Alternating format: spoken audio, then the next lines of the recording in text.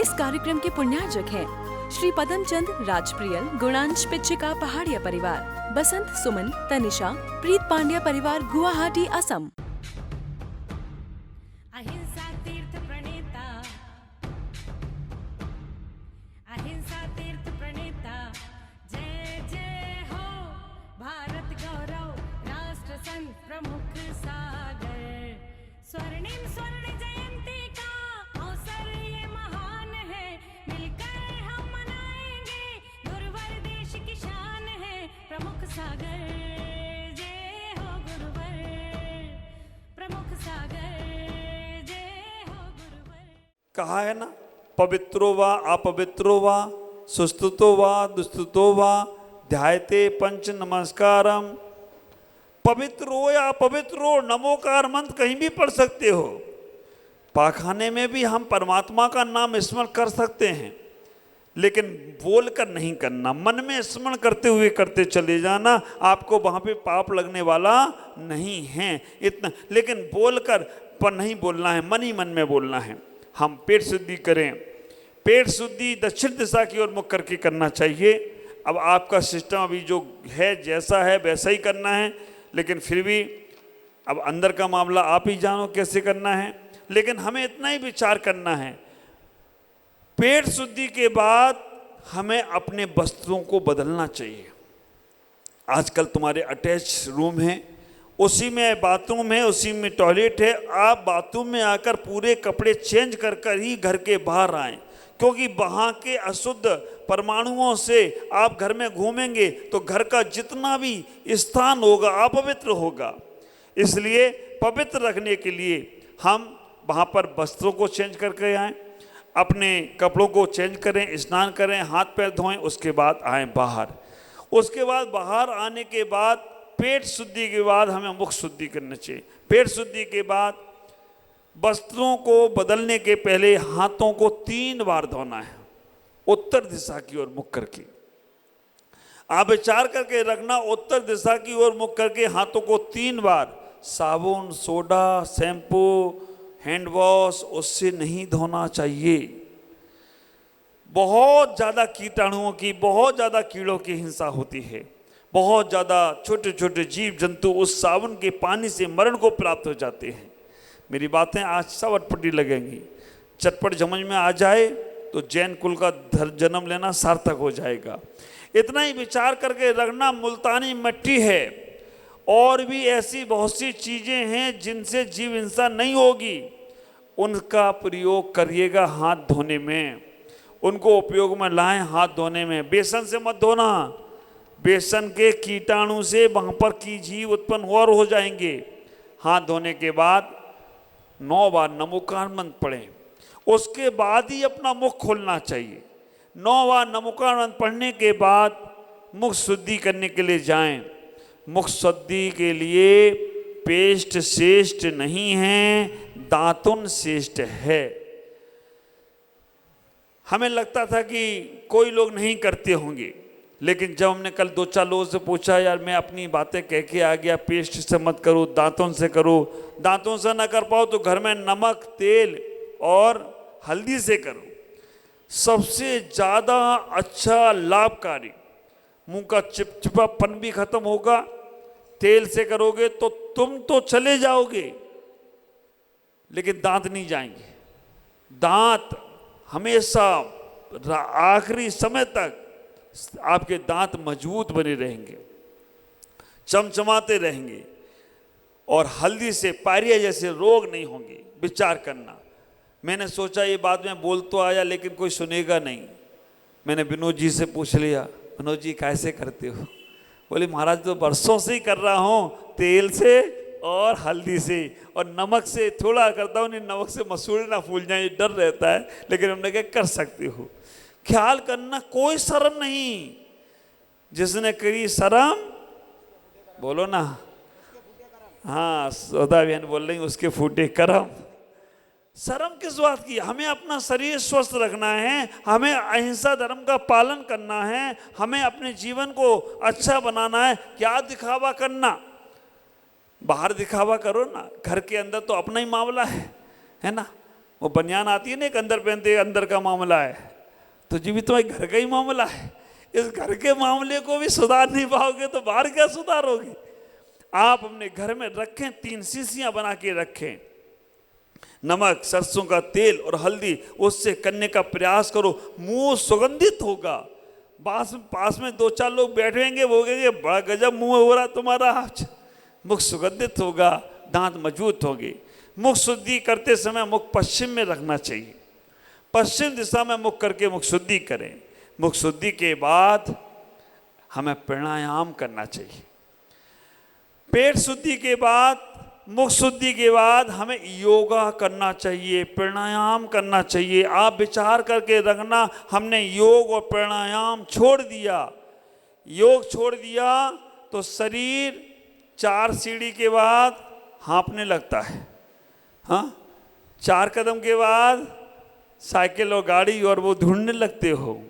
पहले के लोग कितना पैदल चलते थे। आज भी बहुत से लोग मॉर्निंग वॉक में कितना पैदल चल लेते हैं।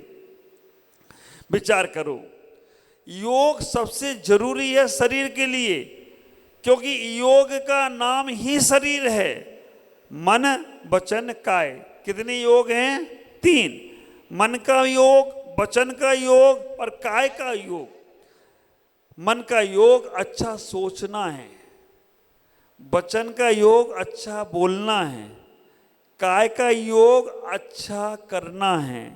जब तीनों योग होंगे तो क्या करेगा रोग? कुछ नहीं करेगा। विचार करके रखना, मन, वचन, काय तीनों हमारे शुद्ध होंगे, तीनों पवित्र और पावन होंगे तो रोग भी कुछ नहीं करेंगे। लेकिन आजकल का सबसे बड़ा रोग मालूम क्या?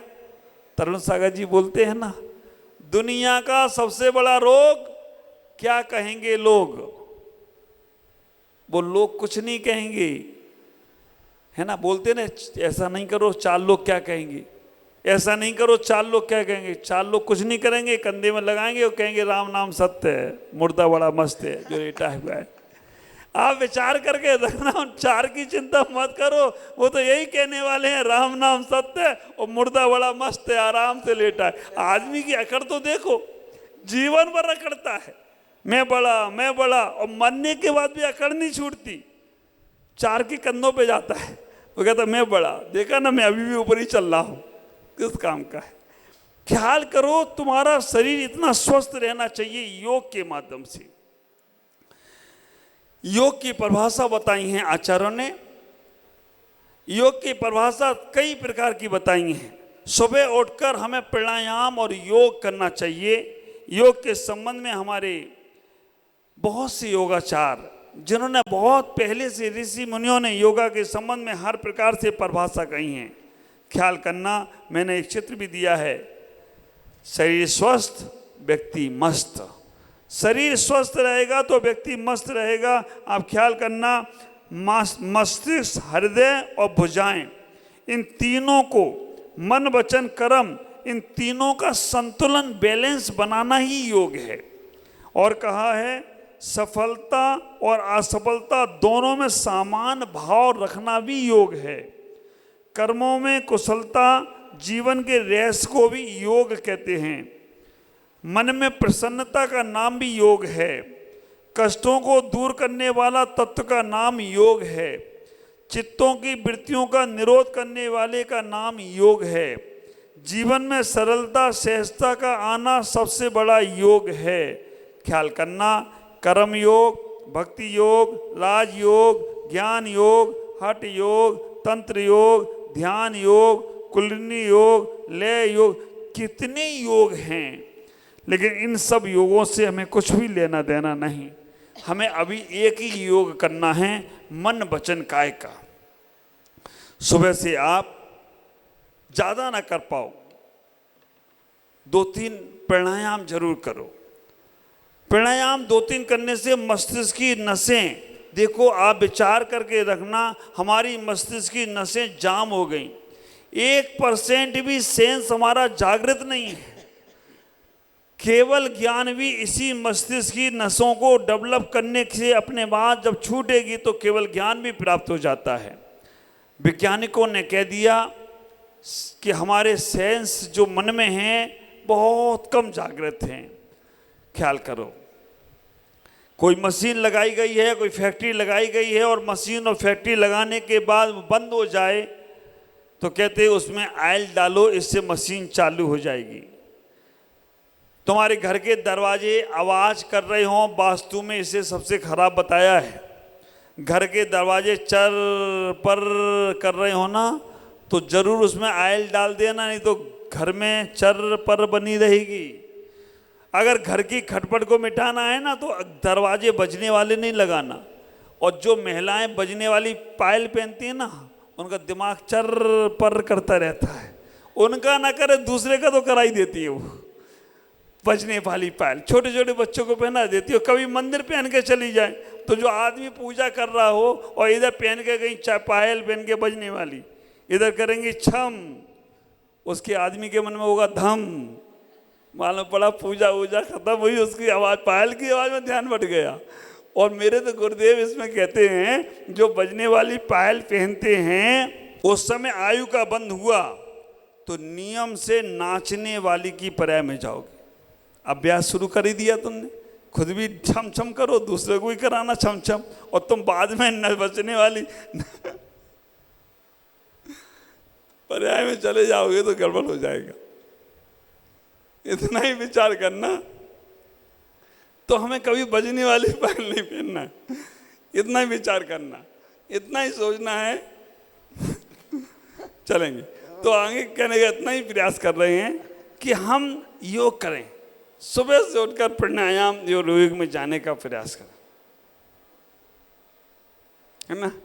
तो जीवन बहुत आनंदित होगा। समय हो रहा है आपका। कैसे करना है प्राणायाम, कैसे करना है योग, सुबह से उठकर हम कैसे करें प्राणायाम और कैसे करें योग, अभी एक ही अभ्यास करेंगे। सब लोग जहाँ बैठे हैं वहीं पर हल्के से अपने आंखों को बंद करें, रीढ़ की हड्डी को सीधा करेंगे। आंखें बंद, रीढ़ की हड्डी सीधी, शरीर को बिल्कुल रिलैक्स, बिल्कुल शरीर को रिलैक्स देंगे, शरीर को बिल्कुल रिलैक्स देंगे। हल्की आंखों को बंद करेंगे, श्वास लेंगे, पेट फूलेगा, श्वास पेट में जा रही है, पेट फूल रहा है, फूलने दीजिएगा।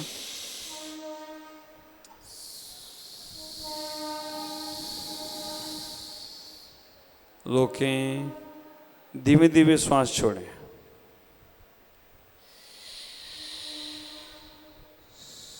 कोई काम नहीं है, आराम से करिएगा। ये जो श्वास है ये तुम्हारी सबसे बड़ी धरोहर है। ये श्वास तुम्हारे जीवन में सबसे ज़्यादा ऊर्जा देने वाली है। श्वास लीजिएगा, श्वास लेना, पूरक, रोकना, कुंभक, छोड़ना, रेचक।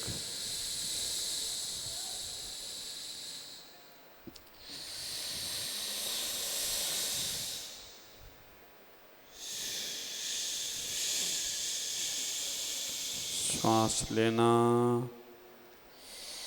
5 बार अभ्यास करें बस, फिर नॉर्मल।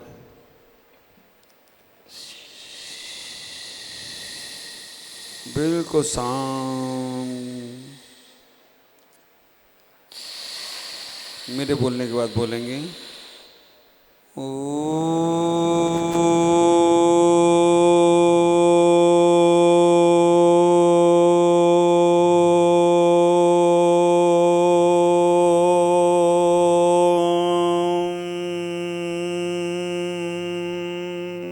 बोलिएगा।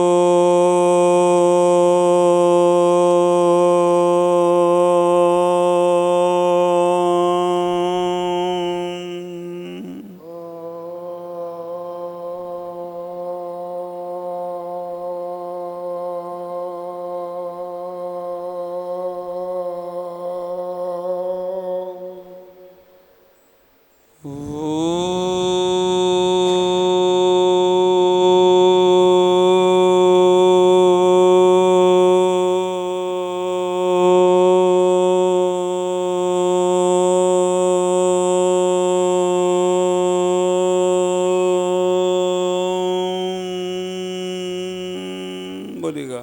ओम राजू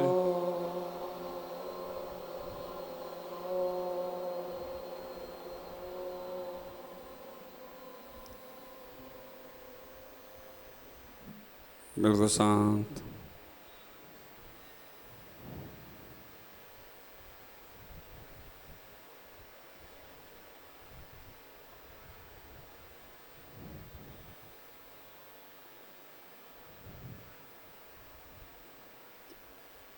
महसूस करें आपके अंदर कुछ घटित हो रहा है। कुछ भी नहीं सोचो, बिल्कुल शांत।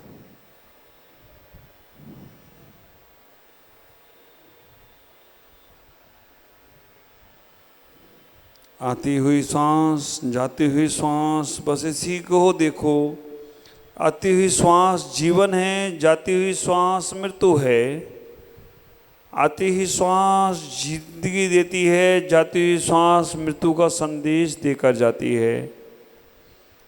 तुम्हारी धन दौलत वैभव श्वास से बढ़कर नहीं है। जब तक श्वास है तब तक ही तुम्हें संसार की आस है। श्वास बंद, सारी जीवन के दरवाजे बंद हो जाते हैं, कुछ भी काम में नहीं आता है। हाथ जोड़ेंगे। ओम नमो अरिहंताणं, ओम नमो श्री सिद्धाणं, ओम नमो आयर्याणं, ओम नमो वज्रायाणं, नमो लोये सब साहूणं, ऐसो पंच नमो यारो, सौभ पाप प्रणाशनो, मंगलाणं चे सौवेशे, परम में होई मंगलम्, परम में होई मंगलम्, परम में हुई मंगलम्। दोनों हाथों को रगड़ेंगे आपस में, दोनों हाथों को रगड़ें, जेठ से रगड़ें, गर्माहट आना चाहिए। आंखों में लगाएं, चेहरे पे लगाएं, पूरे शरीर को लगाएं। इस प्रसन्न भाव से अंदर ही अंदर मुस्कुराते हुए आप अंदर ही अंदर मुस्कुराएं। चेहरे पे प्रसन्नता रहे, आंखों में मैं स्वस्थ हूँ, मैं मस्त हूँ, मेरे अंदर कोई बीमारी नहीं है। महसूस करो, आप अभ्यास करो, हम स्वस्थ हैं, हम मस्त हैं। धीमे से आंखें खोलेंगे, आंखें खोलें। अपार शांति, अपार आनंद। इस कार्यक्रम के पुण्यार्जक थे श्री पदमचंद राजप्रियल गुणांश पिच्छिका पहाड़िया परिवार, बसंत सुमन तनिषा प्रीत पांड्या परिवार गुवाहाटी असम।